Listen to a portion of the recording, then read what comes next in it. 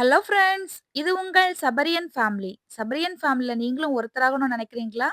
அப்போ உடனே நம்ம சேனல சப்ஸ்கிரைப் பண்ணி வச்சுக்கோங்க. வாங்க இப்ப நம்ம வீடியோக்குள்ள போலாம். இன்னைக்கு நம்ம என்ன ரெசிபி பண்ண போறோம்னு பார்த்தீங்கன்னா, கருவாட்டு குழம்பு தான் பண்ண போறோம். அதுக்கு இப்போ மண் சட்டி நான் அடுப்புல வச்சிருக்கேன். சட்டி நல்லா காஞ்சிருச்சு. காஞ்சதுக்கு அப்புறமா தேவையான அளவுக்கு எண்ணெய் ஊத்திக்கலாம்.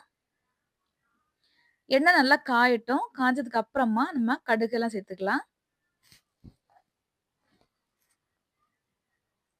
இப்போ எண்ணெய் பார்த்தீங்கன்னா, நல்லா காஞ்சிருச்சு. மண் சட்டி சூடாகுறதுக்கு டைம் ஆகும். எண்ணெய் காஞ்சதுக்கு அப்புறமா கடுகு ஆட் பண்ணியாச்சு. கடுகு நல்லா பொரியட்டும். பொரிஞ்சதும் 1/4 டீஸ்பூன் அளவுக்கு வெந்தயம் சேர்த்துக்கலாம். வடகம் சேர்க்கிறதா இருந்தா நீங்க வடகம் சேர்த்துக்கலாம். நான் வந்து வடகம் சேர்க்க மாட்டேன். அதனால என்ன பண்ணுவேன்னா, கடுகு, வெந்தயம் இந்த மாரி தான் சேர்ப்பேன். அடுத்து பார்த்தீங்கன்னா, கூட 4 பல் பூண்டு, பெரிய பல் பூண்டா எடுத்து அத வந்து இடிச்சு சேர்த்துக்கிறேன். தோல் நீக்க வேண்டாம். தோலோடையே இடிச்சு சேர்த்துக்கலாம். சேர்த்துட்டு இது வந்து லைட்டா வந்து ஒரு 1 நிமிஷத்துக்கு மட்டும் பெரட்டி விட்டுக்கலாம். பெரட்டி விட்டுட்டு, ஒரு மீடியம் சைஸ் 2 பெரிய வெங்காயத்த கட் பண்ணி வச்சிருக்கேன். அத சேர்த்துக்கிறேன்.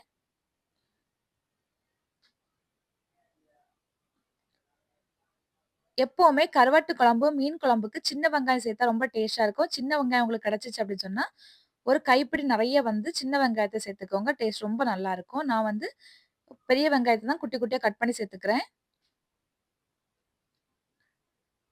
இந்த வெங்காயம் ஓரளவுக்கு நல்லா வதங்கி வரணும். இப்ப பாருங்க நமக்கு ஓரளவுக்கு நல்லா கிளாஸியா வந்திருக்கு. இன்னும் கொஞ்சம் வதங்கணும். நல்லெண்ணெயிலயோ, கடல் எண்ணெயிலயோ செஞ்சீங்கன்னா, கருவாட்டு குழம்பு ரொம்ப டேஸ்ட்டா இருக்கும். வெங்காயம் இந்த அளவுக்கு வதங்குனதுக்கு அப்புறமா 2 மீடியம் சைஸ் நல்ல பழுத்த தக்காளி பழமா கட் பண்ணி சேர்த்துக்கிறேன். நீங்க வந்து மொத்தமா பெசஞ்சு வச்சு கூட நீங்க சேர்த்துக்கலாம். பியூரியா வேண்டாம். பெசஞ்சு வச்சோ இல்ல குட்டி குட்டியா கட் பண்ணியோ சேர்த்துக்கோங்க. இப்ப நான் கொஞ்சமா இந்த அ வெங்காயமும், தக்காளியும் வேகறதுக்காக மட்டும் கொஞ்சமா உப்பு சேர்த்துக்கிறேன். இந்த தக்காளி வந்து நல்லா ஸ்மாஷ் ஆகணும். நமக்கு அப்பதான் வந்து ஒரு நல்ல ஒரு கிரேவி கன்சிஸ்டன்சி கிடைக்கும் அந்த குழம்புக்கு.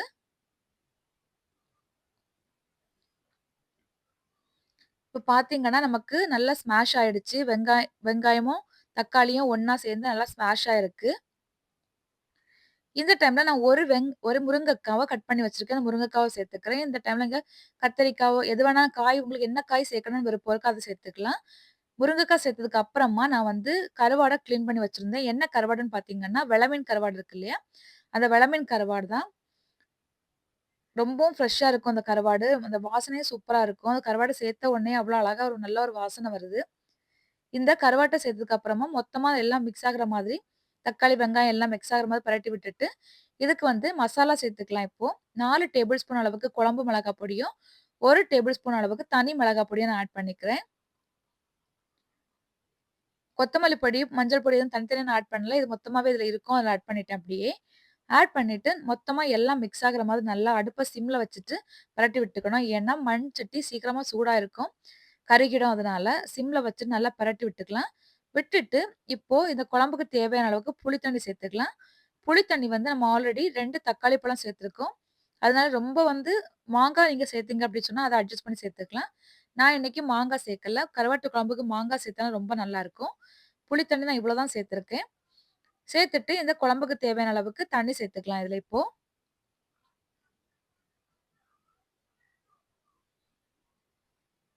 சேர்த்துட்டு இந்த குழம்புக்கு எவ்வளோ தண்ணி வேணுமோ, அந்த அளவுக்கு தண்ணி வச்சுட்டு, உப்பையும் ஆட் பண்ணிக்கலாம்.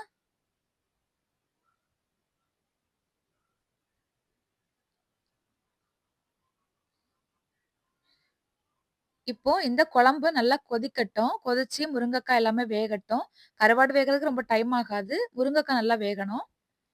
மூடி வச்சிரலாம். இப்போ ஒரு 5 மினிட்ஸ்க்கு மேல ஆயிடுச்சு. நான் ஓப்பன் பண்ணி காமிக்கிறேன் பாருங்க. முருங்கக்காய்லாம் வந்து ஒரு 50% தான் குக் ஆயிருக்கு.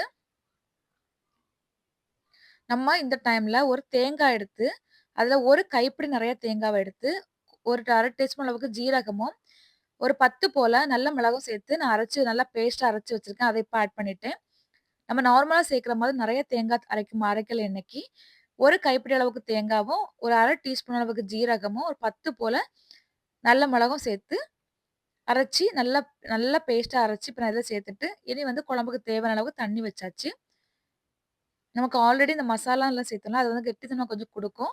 அது தேங்காய்லாம சேர்ந்து நல்ல ஒரு கிரேவி கன்சிஸ்டன்சி கிடைக்கும். ரொம்ப அழகா இருக்கும்.